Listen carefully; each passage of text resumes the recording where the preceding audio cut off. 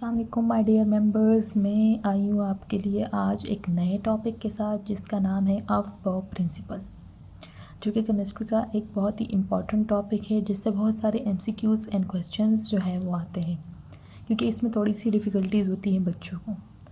मैंने जो पिछले वीडियो था उसमें मुझसे एक बंदी ने पूछा था कि मुझे अफबाउ प्रिंसिपल के बारे में बताइएगा, तो मैं इस बार आपके लिए ये टॉपिक लेके आई हूँ। जैसा कि मैंने आपको बोला कि जो भी टॉपिक आपको मुश्किल लगे तो आप मुझे उस टॉपिक के हवाले से कमेंट में बता सकते हैं और मैं उस टॉपिक को आपके लिए बहुत ही आसान तरीके से आपको उसमें समझाने के लिए बहुत पूरी कोशिश करूँगी। तो हमारा टॉपिक जो है वो आज का है अफबाउ प्रिंसिपल। मैं पहले इसकी एक फ़्लो चार्ट डायग्राम में आपको बता देती हूँ कि कैसे ये मैंने बनाया है। मैंने पिछले वीडियो में भी आपसे कहा कि आप ऐसे फ़्लो चार्ट बनाएंगे तो आपका टॉपिक जो है ना वो घंटों के बजाय आपको मिनटों में याद हो जाएगा। ठीक है, बहुत ही आसान तरीका है जो हम भी करते थे, जिसकी वजह से टॉपिक बहुत ही आसान हो जाता है। It is the flowchart of today's topic, which is Aufbau principle. Aufbau principle जो है वो एक जर्मन वर्ड है। बहुत सारे बच्चे इसमें कंफ्यूज होते हैं कि अफबाउ प्रिंसिपल जो है वो क्या है, एक साइंटिस्ट है। तो ये किसी साइंटिस्ट का नाम नहीं है, ये एक जर्मन वर्ड है जिसका मतलब है बिल्डिंग अप, जिसको हम इंग्लिश में कहते हैं बिल्डिंग अप। अब इसका एक रूल है, ये प्रिंसिपल एक्चुअली एक ही रूल पे डिपेंड करता है जिसको हम कहते हैं N+L रूल। इस प्रिंसिपल में हमारे पास एक ही रूल है जिसको हम क्या कहते हैं, N+L रूल, जो कि हमें बताता है कि filling electrons in shells according to N+L rule. इस प्रिंसिपल में हमें बताया गया है कि हमने इलेक्ट्रॉन्स की फिलिंग करनी है शेल्स में किस रूल के ज़रिए, N+L रूल। ठीक है, अभी N+L रूल में N, व्हाट इज़ N, या क्या शो करता है N हम किस लिए यूज़ करते हैं, N के मायने क्या है, उसका मतलब है प्रिंसिपल क्वांटम नंबर, जो आपने पढ़ा होगा इससे पहले। जिसको समझ नहीं आई प्रिंसिपल क्वांटम नंबर्स की, उसकी भी हम एक दिन क्वांटम नंबर्स का भी हम जो है वो टॉपिक करेंगे, उसमें आपको इसकी बात की समझ आ जाएगी। लेकिन जिसने मुझसे पूछा है उनको शायद इसकी समझ आई हो, तो मैं आगे उनको अब वो प्रिंसिपल बताना चाह रही हूँ। जिसको नहीं आई समझ क्वांटम नंबर्स की, दे कैन आस्क, मैं उनको इसका एक अलग टॉपिक करवाऊँगी इंशाल्लाह। अच्छा, प्रिंसिपल क्वांटम नंबर हम जो मैं रफली आपको बता देती हूँ कि आपको आइडिया हो जाए। उस शेल या ऑर्बिट को हम कहते हैं प्रिंसिपल क्वांटम नंबर। किसी भी एटम में शेल मैंने आपको पहले वाली वीडियोस में बताए थे, जिसमें इलेक्ट्रॉन रिवॉल्व करते हैं around the nucleus in an atom, तो शेल उसको हम कहते हैं, उसको हम ऑर्बिट भी कहते हैं और शेल भी कहते हैं और एनर्जी लेवल भी कहते हैं। अच्छा, तो ये हमारे पास जो है प्रिंसिपल क्वांटम नंबर होता है n, और वो हमारे पास 1 भी हो सकता है, 2 भी हो सकता है, 3 भी हो सकता है, 4 and 5 एंड सो ऑन। फिर हम आ जाते हैं L की तरफ, जो N+L रूल में हमें L दिया हुआ है। What is L? L is azimuthal quantum number. L जो है वो हमारे पास एजीमुथल क्वांटम नंबर है, और एजीमुथल क्वांटम नंबर भी उसको कहते हैं, और ये एक्चुअली हमें प्रेजेंट करता है सब शेल को। सब शेल मतलब शेल के अंदर एक होता है सब शेल।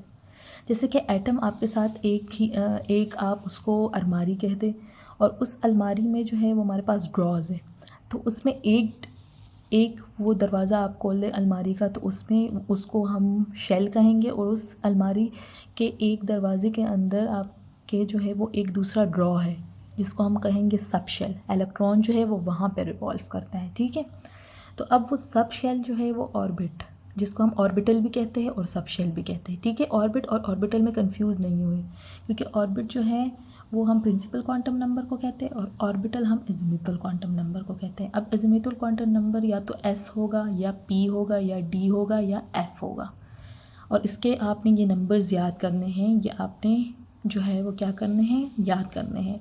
S = 0, S हमेशा से 0 के बराबर होगा, P = 1, D = 2 एंड F = 3। तो ये आपने जहन में रखना है, ये आपने याद करना है। ठीक है, कि ये S P D F ये किस किस चीज़ के बराबर है, क्योंकि आगे हमारे इस रूल में इसका बहुत काम है। ये 4 ही तो हैं, आपको आसानी से याद हो जाएंगे, ठीक है। फिर हम आ जाते हैं कि असल में ये n+l रूल या अफ प्रिंसिपल की डिफिनीशन क्या है। इसमें असल में ये बताया गया है कि इलेक्ट्रॉन्स आर फिल्ड इन सब शेल, सब एनर्जी लेवल और orbitals with lower n+l value. Electrons जब हम किसी भी एटम में फिलअप करेंगे तो वो क्या होते हैं, वो ऐसे फिल होंगे कि उसमें जो है वो क्या होंगे, वो ऐसे फिल होंगे n+l वैल्यू के ज़रिए फिल होंगे। जैसे कि किसी भी एनर्जी लेवल में, सब शेल में या ऑर्बिटल, ये तीनों एक ही चीज़ का नाम है, ये तीनों वही ड्रॉ का नाम है जो मैंने आपको बताया कि एक ड्रॉर है और उसमें इलेक्ट्रॉन पड़ा होता है या इलेक्ट्रॉन रिवॉल्व करता है, तो ये वही है जिसको हम या तो सब एनर्जी लेवल कहते हैं या ऑर्बिटल कहते हैं या उसको हम सब शेल कहते हैं, ठीक है। तो इलेक्ट्रॉन्स की फिलिंग कैसे होगी, जिस सब शेल की वैल्यू सबसे कम है एनर्जी, जिस सब शेल की एनर्जी की वैल्यू सबसे कम है, इलेक्ट्रॉन पहले वहाँ पे जाके अपने आप को फिट करेगा, ठीक है। अब एग्जाम्पल के तौर में हम कैसे लेंगे कि हम एग्जाम्पल समझा दें, तो एग्जाम्पल से ये होता है ना कि बंदे को अच्छे से समझ आ जाता है कि असल में ये प्रिंसिपल या असल में ये टॉपिक किस चीज़ के बारे में है। तो एग्जाम्पल में हमारे पास आता है 1s2। अगर 1s2 हम ले, ये 1s2 क्या है, ये हमारे पास एक एटम है, उसका एक शेल है, ठीक है। उसकी हम इलेक्ट्रॉनिक कन्फिग्रेशन के इलेक्ट्रॉन उसमें कैसे फिलअप होंगे वो करते हैं। अब 1s2 जो है उसमें 1 क्या है, हमारे पास प्रिंसिपल नंबर है, प्रिंसिपल क्वांटम नंबर है या उसको हम शेल भी कहते हैं, ठीक है। एस हमारे पास क्या है, सब शेल है, या एल किसको रिप्रेजेंट करता है, एजीमुथल क्वांटम नंबर को, ठीक है। और फिर उसके बाद हमारे पास आ जाते हैं वो जो ऊपर है, एस के ऊपर 2 है, वो हमारे पास एक्चुअली इलेक्ट्रॉन्स को रिप्रेजेंट करते हैं। अब 1s2 equal to n+l value. अच्छा, अब 1s2 जो है हमारे पास एक शेल है जिसमें 2 इलेक्ट्रॉन्स हैं। अब उसकी फिलिंग हम कैसे करेंगे, n+l वैल्यू के ज़रिए। अब उसकी n+l वैल्यू हम किसी भी शेल की निकालेंगे कैसे, असल तो वही बात है ना कि आपको n+l वैल्यू कैसे पता चलेगी। So this is the procedure from which you can solve your n+l rules value. अच्छा, अब n+l वैल्यू में क्या होता है, n जो है वो हमारे वो किसको रिप्रेजेंट करता है, यहाँ पर ऊपर हमने बता दिया 1, ये जो 1 सबसे पहला जो होता है वो n होता है, तो सबसे पहले हमारे पास 1 है, तो हमने यहाँ पर n में क्या किया, n में हमने 1 पुट कर दिया, ठीक है। n की जगह हमने 1 पुट कर दिया, हमने फिर प्लस लगाया, फिर l आता है ना, तो l हमारे पास क्या शो करता है, ये वैल्यू l की है, ये सेकंड 1 के बाद सेकंड जो वैल्यू होती है वो l की है। l क्या है हमारे पास, s है। हमने ऊपर हमने याद किया कि s इक्वल टू 0, तो हम यहाँ पर l की वैल्यू क्या पुट करेंगे, 0, क्योंकि s है और s की वैल्यू हमारे पास होती है 0, तो 1 + 0 इक्वल टू 1, ठीक है। 1 + 0 इक्वल टू 1। इसी तरह 2s2 अगर हम करेंगे, 2s2 में क्या होगा, n की वैल्यू 2 हो जाएगी, तो n की वैल्यू हमने यहाँ पर n की बजाय क्या पुट की है, 2, फिर प्लस पुट किया, फिर l हमारे पास दोबारा से s है, s की वैल्यू हमें पता है कि वो 0 है क्योंकि हमने पहले में भी s की वैल्यू 0 पुट की, तो हमने 0 पुट की, तो 2 + 0 इक्वल टू 2। फिर इसी तरह फिर 2p है, 2p में मैंने इलेक्ट्रॉन मेंशन नहीं किया क्योंकि हम फिलहाल जो है कन्फिग्रेशन की तरफ आ रहे हैं, तो उसमें इलेक्ट्रॉन की ज़रूरत नहीं है, ठीक है। तो अब 2 जो है वो n की वैल्यू आ गई, प्लस s और l की वैल्यू क्या है हमारे पास, p। अब p का हमने ऊपर पढ़ा था कि p इक्वल टू 1, तो हमने यहाँ पे क्या पुट किया, 2 + 1 = 3, तो 1, 2 और 3 हमारे पास वैल्यूज़ आ गई। अब क्या देखेंगे हम, एनर्जी लेवल्स। मैंने ये निशान लगाया एरो नीचे की तरफ, तो नीचे की तरफ का मतलब है कि हम नीचे जैसे जाते जाएंगे उसकी एनर्जी लेवल इंक्रीज़ होती जाएंगी, ठीक है। एनर्जी लेवल 1, 2, 3 से हम रिप्रेजेंट कर रहे हैं कि हमारे पास 1 से आगे जाएगी 1, फिर 2, फिर 3, तो जैसे जैसे ऊपर चलते जाएंगे हम, हमारी वैल्यूज़ ज़्यादा होती जाएगी, ठीक है।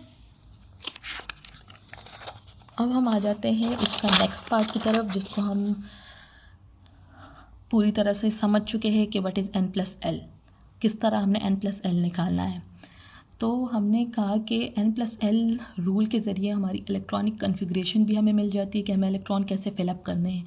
तो वो हमारे पास होती है 1s, 2s, 2p, 3s, 3p, 4s, 3D, 4P and etcetera.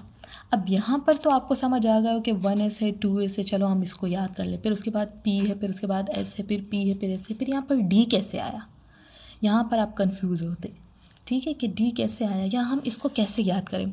बहुत ही आसान तरीका मैं आपको बताती हूँ कि आपने इलेक्ट्रॉनिक कॉन्फ़िगरेशन को कैसे याद करना है। वैसे इस टॉपिक की तरफ हम अगले वीडियोज़ में आएंगे, लेकिन मैं आपको रफली एक आइडिया बता देती हूँ कि आपने कैसे करना है, ठीक है। आपने ऐसे करना है कि आपने ये याद करना है, S P S P S D P S, फिर उसके बाद दोबारा से D P S आता है, ठीक है। ये चीज़ें तो आपने बिल्कुल रट्टा लगा लेना है, मतलब आपको याद होनी चाहिए कि पहले हमारे पास SS आएगा, फिर PS, फिर PS, फिर DPS, फिर दोबारा से DP, फिर FDPS आएगा, फिर क्या आएगा FDPS, ठीक है। ऐसे हम जाते जाएंगे। तो आपने ये चीज़ तो आपने याद करें कि SS PS PS DPS, कैसे SS PS PS DP और इसके बाद 5S आएगा यहाँ पर, इसके बाद आएगा 5S, फिर इसी तरह हम आगे चलते जाएंगे, ठीक है। तो हमारे पास ये तो आप याद कर लें, आप याद कर ले तो आपके लिए आसानी हो, क्योंकि हर टाइम या हर एक वक्त हम जो है वो n+l की वैल्यू निकाल तो नहीं सकते, तो आपको ये याद कर ले तो आसानी होगी। वैसे ये चीज़ जो हमारे पास निकला है ये किस वजह से निकला है, ये n+l रूल की वजह से निकला है। देखिए कैसे निकलता है। 1s हमारे पास सबसे पहले, क्योंकि 1 वैल्यू ऑफ n है और s की वैल्यू क्या होती है, s जो है वो l की वैल्यू है जो कि हमारे पास 0 होती है, तो 1 + 0 1, ठीक है। फिर 2 के साथ जो है s है, s हमारे पास l था और n जो है वो n की वैल्यू क्या है 2, तो 2 + s की वैल्यू क्या आती है हमारे पास 0, तो 2 + 0 2, ठीक है। इसी तरह आगे चलते जाएंगे 2, फिर p की वैल्यू हमारे पास क्या आती है 1, तो 2 + 1 3, ओके।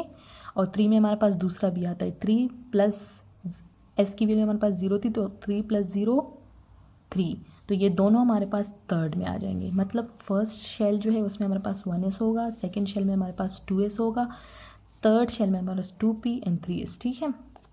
और इसी तरह इसकी एनर्जी जो है वो आगे ऊपर चलती जाएगी, जैसे जैसे हम ऊपर जाएंगे उसकी एनर्जी इंक्रीज़ होती जाएगी। अब इसमें एक बात ये आती है कि आप मुझे बताइए कि कैसे हम इलेक्ट्रॉन फिलअप करेंगे। जिसके साथ कम एनर्जी है, जिसकी वैल्यू 1 है, पहले हम इसमें इलेक्ट्रॉन फिल करेंगे। हमारे पास अभी 8 इलेक्ट्रॉन है, तो हम 2 यहाँ पे फिलअप करेंगे, ठीक है। फिर 2 यहाँ पे 4 आ गए, 4 के बाद फिर हमारे पास 4 और इलेक्ट्रॉन बच गए, तो अब 2 इसमें और 2 इसमें फिलअप करेंगे, ठीक है। चारों हमारे यहाँ आ जाएंगे, तो हमारे 8 इलेक्ट्रॉन यहाँ आ जाएंगे, क्योंकि हमने पहले वो फिल करना है जिसमें एनर्जी कम है। तो पहले ये, फिर ये, फिर ये, फिर ये, फिर इसी तरह आगे चलते जाएंगे, क्योंकि एनर्जी जितना ऊपर जाएंगे इंक्रीज़ होती जाएगी। जैसा कि एरो आपको बता रहा है कि आगे जाते जाएंगे तो इंक्रीज़ होती जाएगी, ठीक है। फिर नेक्स्ट हमारे पास मैं आपको एक चीज़ बता दूँ जिसमें बहुत से बच्चों को कन्फ्यूजन होती कि when 2 orbitals have same energy values, जब 2 ऑर्बिटल्स है और उन दोनों की एनर्जी वैल्यू सेम होती है, सो बच्चे जो है वो टीचर से पूछते हैं कि हम क्या करेंगे, what should we do, where should we put that electrons. तो उसका जवाब सीधा सीधा ये है, जो कि आपको MCQs में भी आता है और आप लोग बहुत ही ज़्यादा कंफ्यूज हो जाते हैं, ये है कि if 2 orbitals having same n+l value, अगर 2 ऑर्बिटल्स है और दोनों की n+l वैल्यू क्या हो जाती है, सेम आ जाती है। लोअर n वैल्यू आप उसमें देखेंगे हम, जिसकी n की वैल्यू कम होगी, lower n value will have lower energy. जिसकी n वैल्यू कम होगी तो हमें डायरेक्ट पता चलेगा कि इस ऑर्बिटल की एनर्जी क्या है, कम है। अच्छा, इससे मुझे एक बात और याद आती है कि हम कहते हैं कि 1 शेल जो है वो इसकी एनर्जी कम है, फिर उसके बाद 2, फिर उसके बाद 3, ये क्यों? इस क्वेश्चन का आंसर है किसी के पास? जिसके पास भी इसका आंसर है आप काइंडली मुझे कमेंट में बताइएगा, मैं फिर आपको नेक्स्ट वीडियो में उसका आंसर बताऊंगी। लेकिन जिसके पास है इसका आंसर वो मुझे बता सकता है अपने इस वीडियो के कमेंट्स में कि एन की वैल्यू जैसे 1 2 3 है, मतलब शेल्स जो है वो 1 है, फिर 2 है, फिर 3 है। तो हम 1 को क्यों लोअर एनर्जी कहते हैं, फिर उसके बाद 2 को हम उससे ज़्यादा, फिर 3 को उससे ज़्यादा क्यों? असल में इसकी वजह क्या है? हर एक चीज़ की कोई वजह होती है, इसकी भी एक वजह है, एक रीज़न है। वो जो मुझे बताएगा तो ठीक है, वो बंदा मुझे उसके बारे में बताइएगा। अच्छा, अब ये यहाँ पे हमने नोट की तरफ आए तो हमने n value will have lower energy and will be filled first. जो भी दो ऑर्बिटल हो और उन दोनों की n+l वैल्यू सेम हो तो उसमें हम सिर्फ n को देखेंगे, n जिसकी कम होगी उसको हम पहले फिलअप करेंगे। आसान मायने आसान मतलब इस नोट का यही है, ठीक है। एग्जाम्पल के तौर पे मैंने आपको ये एग्जाम्पल एक बता दी कि एग्जाम्पल से ये होता है ना कि हमारे जहन में वो चीज़ बहुत अच्छे से बैठ जाती है। जैसे कि मुझे तो अभी इसके बारे में बता दिया गया है या मैंने आपको बता दिया है कि ये होता है, मतलब जब दो सेम आएंगे तो उसमें आपने n को देखना है, लेकिन जब प्रैक्टिकल तौर पे वो आ जाता है तो फिर बच्चे कंफ्यूज हो जाते हैं। सो दैट्स वाई मैंने आपको एग्जांपल के तौर पे भी समझा दिया कि हमारे पास एक सब शेल जो है वो 3p है और एक हमारे पास 4s है। ये दोनों हमारे पास एनर्जी लेवल्स है, सब एनर्जी लेवल्स, ठीक है। अब 3p में देखे n की वैल्यू तो 3 आ गई, p की वैल्यू मतलब ये l है ना, l को हम p की वैल्यू बताएंगे ना क्योंकि एजीमुथल क्वांटम नंबर है और उसमें हमारे पास p है।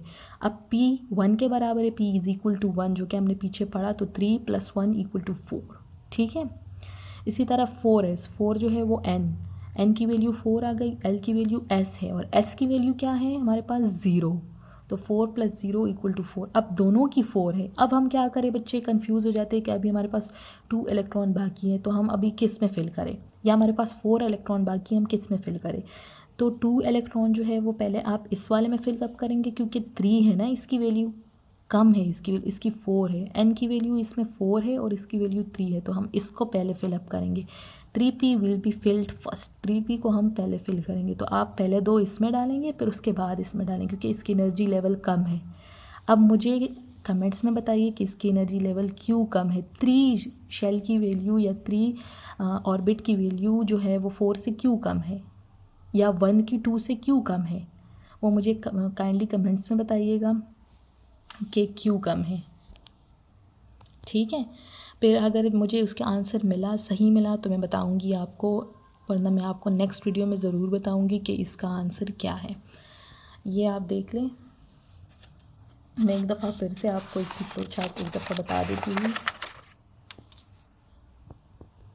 This one is the flow chart. इसी तरीके से आप बनाएं, इसी तरीके से आप समझे, आप देख के आपके फिंगर टिप्स पे होंगे ये सारे टॉपिक्स और आपको बहुत ही आसानी होगी इसको समझने में, आपको ये भूलेंगे भी नहीं, ठीक है। ये होता है फ्लो चार्ट जो कि आपको एक टॉपिक समझने में बहुत ही आसानी पैदा करता है, ठीक है।